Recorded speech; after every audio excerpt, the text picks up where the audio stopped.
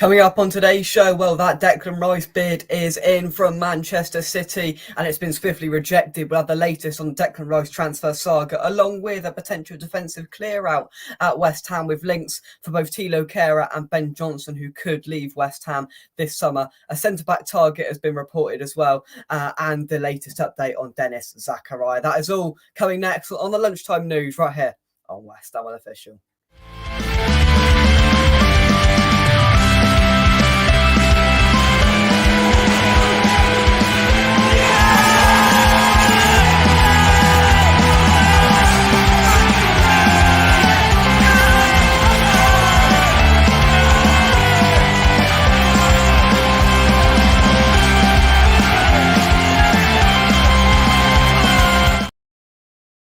There is only one place to start, and it is, of course, with Declan Rice. Late last night, we had confirmed from various sources that West Ham received a formal offer for Declan Rice from Manchester City, totalling £80 million. We're hearing over 2 instalments and a £10 million worth of add-ons, which sort of commences and starts the bidding war that Sullivan and West Ham, overall have wanted to happen over the last couple of weeks. This is the crossroads now. We're here. We've had bids come in from Arsenal rejected, and we've been waiting for Manchester City to come in, and they finally have done. There's been murmurings of them coming in. There's been sort of doubts whether they would in the last few days after personal terms seem to be an issue, but there's so much we can read into this. There's so much to discuss and what this means for this transfer. And we heard last night that they bid, and then this morning we had confirmed that the bid was rejected from West Ham, with us looking to get around the £100 million mark. Michael, thanks for joining us. Afternoon. Keep Kehrer. We'll come on to Kehrer, Johnson, and all of the latest news very, very shortly. What's for lunch? I don't know. I haven't had my lunch yet. What's for lunch? Michael says Sully will accept anything over the Grealish price. Yeah, I think anything in and around, I think 95 plus 15 add-ons, I think will be accepted. Anything that's going to get close to that, over that £100 million mark, I think Sullivan will accept. But Sullivan's done this really, really well, and he's picked up some praise over the last few days because he could have accepted one of the first bids that was quite condescending, I think, to the value and the worth of Declan Rice from Arsenal. But no, he stood firm. He's made very clear what he wants, and it was going to go one of two ways. Arsenal were going to put their third bid on the table, show their hand, or they haven't. They've held off, and Man City have now shown their hand. They've put in the same bid, but it's in a different format. 75 plus 15 is what Arsenal put in, and it's 80 plus 10, which is what Man City have put in. So there's a difference there. There's more money up front from Man City, and it's going to be paid over less seasons. But West Ham are still unimpressed with the offer from Manchester City. And of course, we were going to accept it because we know that Arsenal are going to come back in. We know Arsenal are going to put in a third bid. This is their number one target. That's evident. They want the player. But Man City are going to throw in a curveball, and we've heard an expectation that both clubs will bid again. So the Arsenal bid, we're expecting any time now. And you'd expect it to be anywhere in the region of 95 to £100 million, and then it will be interesting. Then there's a decision to be made from David Sullivan. Does he say no to that and hope City come in with more, or does he accept around £100 million, which would be the obvious sort of area and sort of bracket that Arsenal are going to put their third bid in? And of course, it depends on the payment structure that Arsenal propose as well. If it's over 5 years, he's going to dismiss it, whatever it is. And that's another pull or push factor with it. Will Arsenal improve their payment structure with their instalments, with their add-ons, or will they persist with over 5 years, which we're quite frankly just not interested in when we know City are on their heels? And the thing we've got to take out of this as well is Man City was sort of a little bit reluctant to bid, we're hearing, because City weren't sure whether Rice was open to the move. He wasn't sure whether he wanted to go to Man City because he's just had a house built for £1 million in Surrey. He's settled and he wants to stay in London. City don't go out and bid for a player unless unless they know he is open and wants to move to the club, because they know they'll be wasting their time. And quite frankly, Man City just don't hang about today. But they've hung about slightly with this one. They've held back a little bit. And this must mean that Declan Rice has made itself clear that he's open. His agent or whoever has made it clear that he is open to a move to Man City. Otherwise, they're wasting their time and they wouldn't put a bid in. So once again, that's another interesting factor to take out of this. We've heard in the past few days that he only wants Arsenal from Arsenal fans. It's Arsenal this, it's Arsenal that. This changes things because Man City are in now, and we know the dominant force of Man City, treble winners, guaranteed to win trophies. Up until this stage, Rice and his agents have made clear that it's Arsenal that he wants. But now there's a bit of uncertainty there. There's a bit of willy won't he going on. And that's exactly what West Ham want, because then two clubs now, and we've heard United might come in as well. But of course they'll have to, we're hearing Maguire and McTominay, so that's a different style of deal, but they'll have to put the money on the table as well that's going to rival these bids that are coming in from City and from Arsenal. So once again, it's gone quiet for a few days, but then it's roared back up again. And Man City now, they haven't taken pole position, but they've made themselves very clear, and they've put a bid in that they knew would be, they knew this would be rejected. City, they're not stupid. They knew this bid would be rejected, but it's all about the mind games. Arsenal now know they've got City on their heels now. It's down to this third bid from Arsenal now. Is it good enough? Will we accept it, or will City come in, hijack it, put an extra £5 million on the table, and get the deal done in a better payment structure? Let's take some of your comments then and see what you guys are saying. Get your thoughts, comments about all of our topics into the live chat. Kent says Dan Ballard is a good centre-back, Northern Ireland centre-back international, but would rather sign Ronnie Edwards from Peterborough, given Ballard's injury problems last season. You've taken the words out of my mouth, Kent. We will be coming on to Ballard a little bit later on. Is that the one I'm looking for? Yeah, we will be coming on to Ballard a little bit later on. And of course, I've got noted down as well his injury record. So we will be coming to that very, very shortly. But yeah, good thoughts there, Ken. Let's take some more of your comments. Michael says, we need money up front to stop FFP in Europe. We need to balance the books. And a few ICK, Sean Whetstone has made it clear we need to balance the books here because, FFP, UA for Europe, they're on our heels, with the amount of money we spent last season. If we don't balance the books, then we might have FFP come calling, and we don't want that. That's the last thing we want. It's just unnecessary. Alan, thanks for joining us. Evening, Jake. Great news. And now it's started. I think City will get him. They wouldn't have come in if Deck definitely only wanted Arsenal. Yeah, that's it. That's it. Mark, hope you're well, mate. Arsenal will not be able to compete with Man City, and Man City only enter a bidding war if they feel like they will win it. They've got the elite level mentality where if they're going to enter this, they're going to win it. And that's the sort of positive approach I'm taking to this. We've all wanted City to come in because we don't want him to go to Arsenal. He's now, they've now come in and have they taken pole position? It's all about this third Arsenal bid now. Well, what will it entail? What will it include? We will have to wait and see. Frama, thank you very much for joining me, mate. Living the dream. Good to hear. Good to hear. Let's have a look here. Michael says, AFDP is a great watch. They're all crying.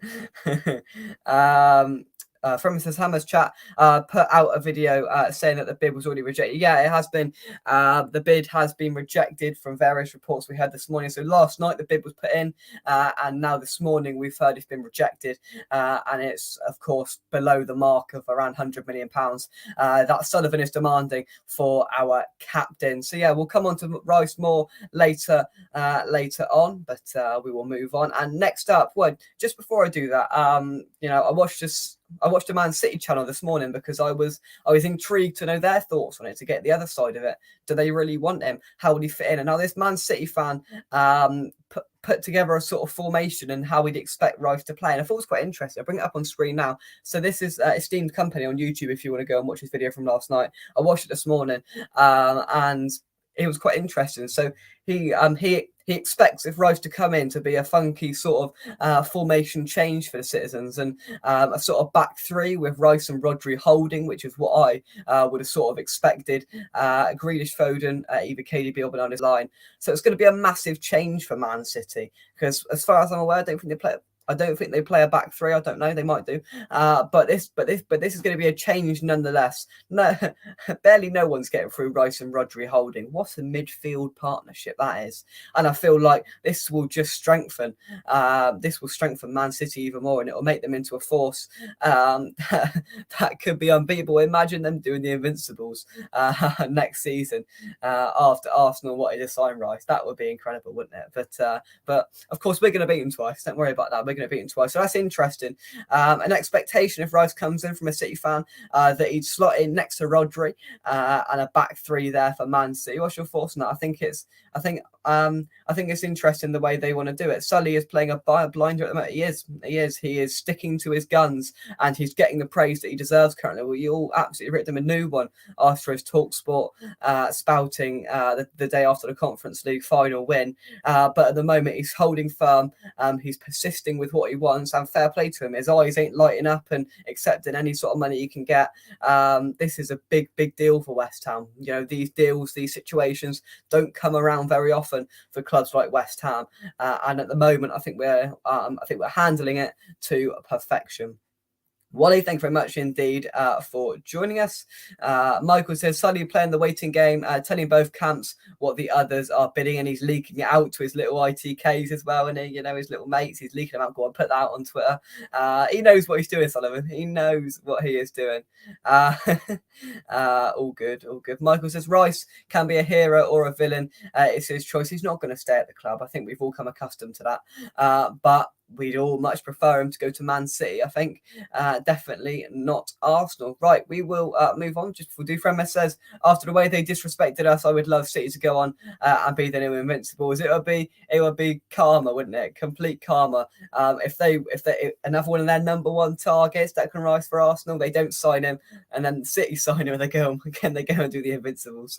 Oh, it would be brilliant. Right, next up, we'll come on to Declan Rice towards the end of the show, but onto the defensive clear out then. So West Ham expect to sell Ben Johnson this summer, according to Jacob Steinberg, with several defensive outgoings possible. Now, this was a part of a piece that Jacob Steinberg did for The Guardian yesterday afternoon, and there was quite a big feature for West Ham in his transfer roundup, and it was heavily mentioned about a few defensive outgoings for West Ham. Now, I've received a lot of criticism in the past for not backing and not really being sold by Ben Johnson.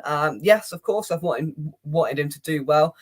He's come through the academy, brilliant young lad, but he's just not good enough, is he? He's just not good enough, and it pains me to say that. I've said that for a couple of seasons now, where a few people have tried to stick by him. I think I've never been totally sold and convinced by Ben Johnson. And last season, I didn't think it was a good season for him. The games he did play, he didn't sort of drown himself in any glory, did he? And for me, I think it could be the right option to sell in this summer because we've got Kehrer there, who we're going to discuss in a minute, who could be out the door as well. We've got Sufal there, which could indicate we might be signing another right back, with a couple of right backs that could leave the club this summer. But is Ben Johnson good enough? I'm not too sure. I don't know whether that's unpopular or not, but I'm not convinced by him. Of course, I'd like him to do well. He's had plenty of opportunities. Has he lived up to the expectation that he probably needs to be starting in the Premier League? I'd say no. But will another chance, another season be offered to Ben Johnson? As it stands, the expectation, according to Jacob Steinberg, is that he will leave West Ham this summer. It's a little bit sad, but I mean, if we can get a few million quid for him alone, maybe. I don't know. I will have a look, Wally. I'm not quite sure when his contract runs out. I'm gonna have a little look. No, not Ben Johnson, the actor. There we go, Ben Johnson, the footballer. Right, so his contract expires 2024, so end of June 2024. So he's got a year left on his contract. Maybe the time is right now to part ways with him. I don't know. Put your thoughts into the comments. Michael says, Arsenal all the same, bottlers. City will beat them again. Michael says, I'm all for selling players if we get better and more money than we pay for the originals. Exactly. We've got to do astute and good business. And if we feel we can get a better replacement in for the same amount of money and not have to spend too much more, then I think it's a decent upgrade. But it's a risk. Would you keep Johnson there as a fringe player? I'm not sure. I'm not sure. Another defensive outgoing potentially, which did shock the fan base yesterday when this was revealed, was about Timo Kehrer. Reports are suggesting Timo Kehrer could leave West Ham this summer despite his renaissance in the second half of last season. See, renaissance, that's a good word. Quite proud of myself. Yeah, Kehrer. I mean, I've been his biggest critic through this season. I think he's been pretty poor throughout the majority of it. But having said that, towards the back end, he had a few good performances. He stepped in really, really well in the final under pressure. You know, he could have cracked a girder. You know, I'll always remember when he came on, it was quite a frantic period. Zuma had to go off.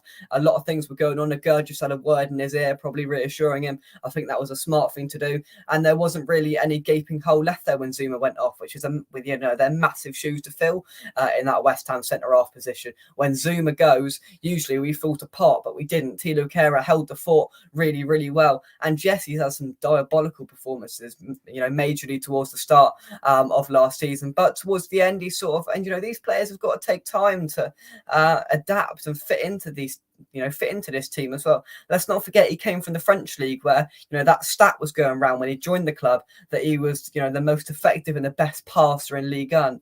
In Ligue 1, you get 15 minutes on the ball at a time. I know that's an exaggeration, but you get, you know, you get more time on the ball. You get more time to think. It's an overall slower league. You come to the Premier League, you've got no time on the ball. You've got high press. You've got people coming at you. It's very frantic and it's very high paced. And it's something that Timo Kehrer possibly, you know, wasn't ready for and wasn't adapted for. He's got over 30 caps for Germany at a very young age, playing in sometimes a back five, maybe right back, a centre half at times as well, right wing back. I think he's played for the most part for Germany. So we know there's a decent quality player in there. We saw it towards the back end of the season. So I think it'd be silly to sell him this summer. There was glimpses, there was good performances towards the end of the season. So I'd like us to build on that. I'd like us to keep him. Hopefully he can improve and he can have a brilliant season, similar to Paqueta, because, you know, there's a few murmurings of Paqueta might be sold this summer. I don't want to see that either. Kehrer and Paqueta both came on quite well at the end of last season. So I want them to have another season to hopefully improve and get better and flourish in this West Ham side. Let's get your thoughts on it. I would like Kehrer to stay, says Mark. Johnson needs to go. Johnson needs to go if he won't sign the deal we offered him. Johnson is very versatile, can fill in any across the back. And that's a good point. That's a good point. He can, you know, he's played centre half, left back, right back at some points through the last couple of seasons. So I don't know. Let's get some of your comments. Ken says, I'd be looking to move Ben Johnson onto a top championship team, maybe use him as a make weight to get a player we might want. Yeah, swap deal maybe. I don't know. Wally says, but not a starter unless in cup competitions. Alan says, I would definitely keep Kehrer. For me, I would get a right and a left back. He says, I would definitely keep Kehrer. For me, I would get a right and left back and do with Kehrer what they did with Rice. Move him to defensive midfield. He is not afraid to tackle and he's quick. That's an interesting alternative view. Yeah, maybe because he's definitely more attack minded. So maybe moving him up into midfield could be a good option. He's got some good pace. His passing is quite good.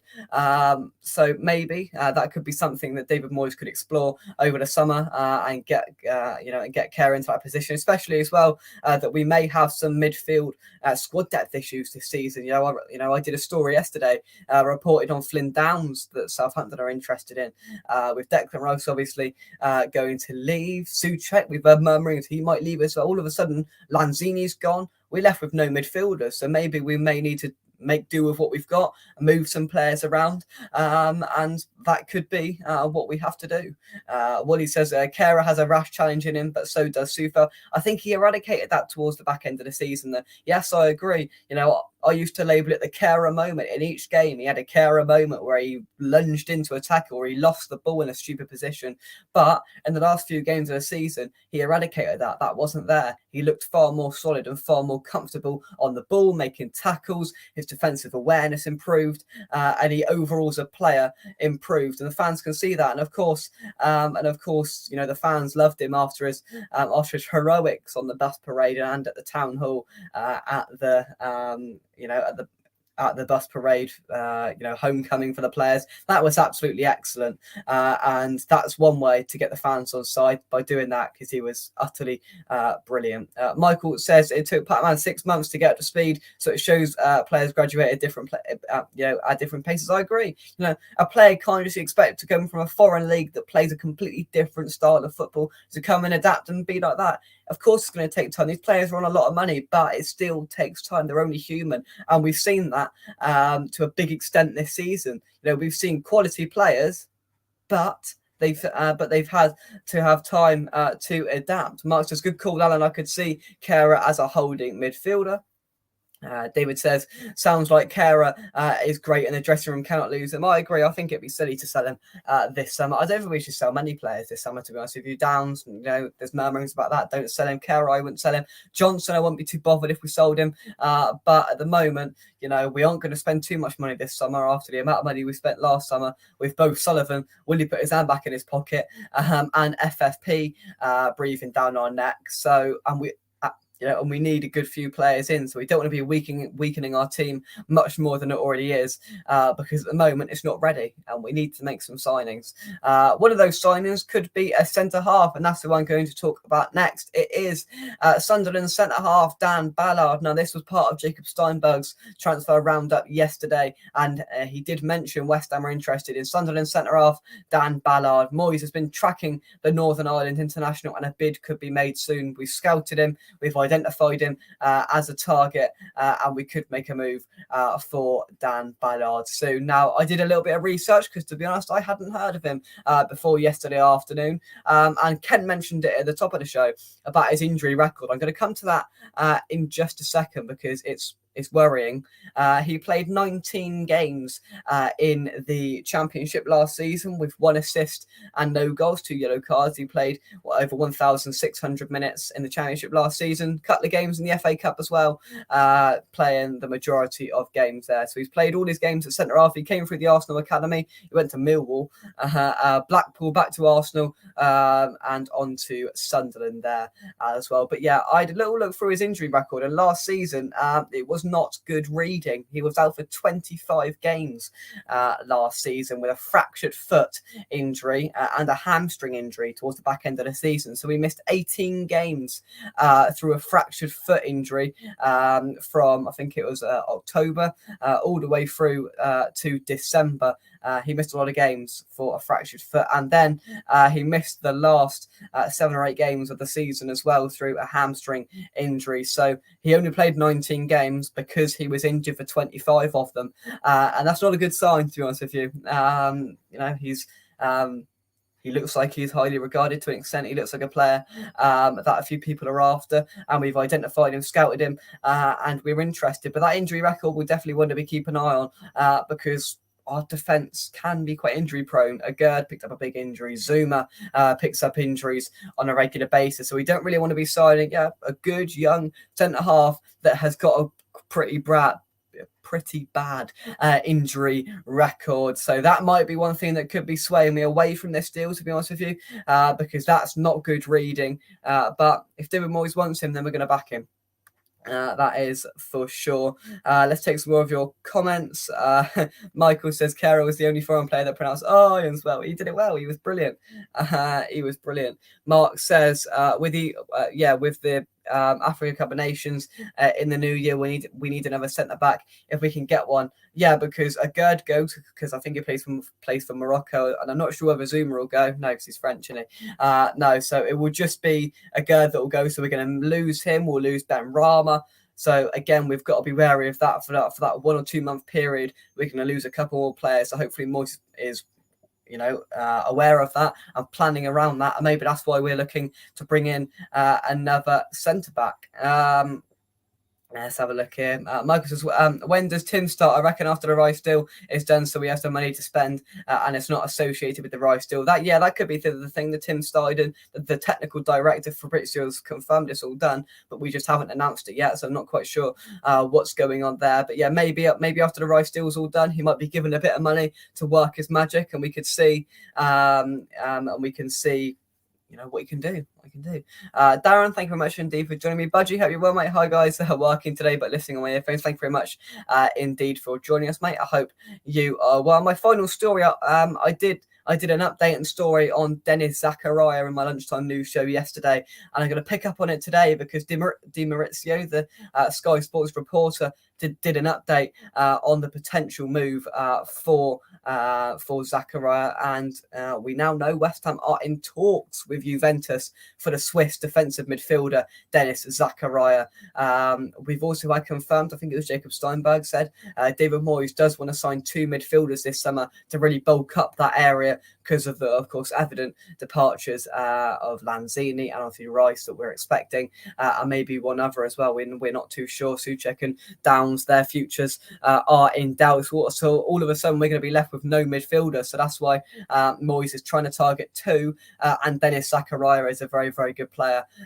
He was one of the very few shining lights, as I said yesterday, at Chelsea last season. Defensive midfielder is highly regarded. He's going to leave Juventus this summer, and for a fee of around 18 to 20 million pounds, I think it'd be a great deal for West Ham to get over the line. So we're in talks, according to Di Maurizio, the Sky Sports International reporter, and hopefully we will have more on that story in the coming days or weeks, because that has potential, and hopefully that could be an interesting and a sort of exciting deal that we could get over the line. Alan says, mate, I don't think we will sign anyone till Steiden comes in. Also, we need an attacking coach to take Warburton's place. Then we will see. So, yeah, a couple of key appointments need to be made as well. You're right. Hopefully, Steiden coming in and a new member to the backroom staff. I watched Gio's interview with Mark Warburton yesterday. A fantastic interview. Go and check that out on Hammers Chat if you haven't already. Great scoop from Gio. And he spoke very openly about the different philosophies that he had, how much of a change that he didn't anticipate between managing a championship side and being part of a Premier League match day, and it was really quite interesting. So check that out if you haven't already. And he spoke really well of the club, and he seems like a really good bloke. And obviously, he felt like his time was up at West Ham. He'd done a season, and he feels like that he wants to move on to better things for his career. And to be honest with you, I wish him well. And for the couple of interviews he's done, Mark Warburton, he seems to speak of us in high regard, and good luck to him. How old is Zachariah? I'm going to have a little look. I don't think he's too old. Dennis Zachariah. 2 seconds. I will find out for you. Good player. Has had some good appearances last season at Chelsea, played really, really well for stages of it. He is 26, so he's reaching the peak of his career. He's got a good few years left in him. I actually thought he was younger than that, but 26, if we could get him in, definitely a few years left in him. So that is all the news I wanted to discuss today. We've done 27 minutes of talking straight. And I will run through what we've discussed today. Of course, we started with Declan Rice then, with the formal offer lodged from Manchester City, and it was swiftly rejected from the Hammers, with us still waiting for a bid of around £100 million to really entertain and sort of, get a deal over the line for the England international. 80 plus £10 million was put on the table, a different payment structure, but the same amount of money overall than what Arsenal bid. Now we're waiting for Arsenal's response. What will they put on the table, and will Man City come back in with a second offer? West Ham are expected to sell Ben Johnson and maybe Timo Kehrer this summer in a defensive clear-out that could see potentially Dan Ballard join the Hammers this summer. He does have a dodgy injury record, but there is murmurings of a few defensive players that could leave West Ham this summer. And of course, with AFCON in January as well, a couple of players we will lose for that. So we will need to anticipate that and get good enough squad depth in to entertain that and to be good enough to field a decent size with a decent squad depth throughout the majority and the longevity of what's going to be another long and tiring season, including European football as well. We could see another season reaching around 60 games for the Hammers. So squad depth once again is going to be pivotal. And finally, I discussed the update on Dennis Zachariah. We're in talks with Juventus about signing the defensive midfielder. So there we go. That is what I've discussed in today's show. If you're just joining me, rewind and you can watch the whole show. And I will be back. I won't be back tomorrow. I'm not here tomorrow, but I might be back Thursday. I've got my prom tomorrow night, so It might be a bit later on Thursday. All right. Thank you very much indeed for watching. Thanks everybody for your comments and views in the live chat as well. And we'll take the last couple of them. Alan says, I think I read that Zachariah knows Steiden, so it's a possible incoming. Is he? Wow, so that could be the link there. He might be already working as Magic Steiden. Who knows? That could be interesting. Could be interesting. Moyes will have a meltdown if we sell defenders. Probably being a defender himself. He may not be a fan of that too much, but he might be planning a few more to come in. So who knows? Who knows? From says, yeah, interesting interview. Seems Warburton and Moyes didn't see eye to eye in how we should play. Yeah. It was an interesting story about how he got the job. Played golf with Moyes a couple of times, and he offered him the job, and he took it. And potentially not what Warburton anticipated. Different ways, different styles of football, and he felt like his time was up. And he spoke very well in interviews since his departure from West Ham. But yeah, thanks everybody for watching. From me, come on you irons, and we'll see you soon right here on West Ham Unofficial. Besides Lanzini, who is out of contract? I don't know. I think there's a couple. I think Angelo Ogbonna got a 1-year contract extension. Lanzini wasn't offered that, but I think that could be it. But yeah, thanks everybody. Thank you very much, Budgie, and everybody else, and we will see you soon. Come on, your irons, and bye bye. If I press the button, there we go. Bye bye.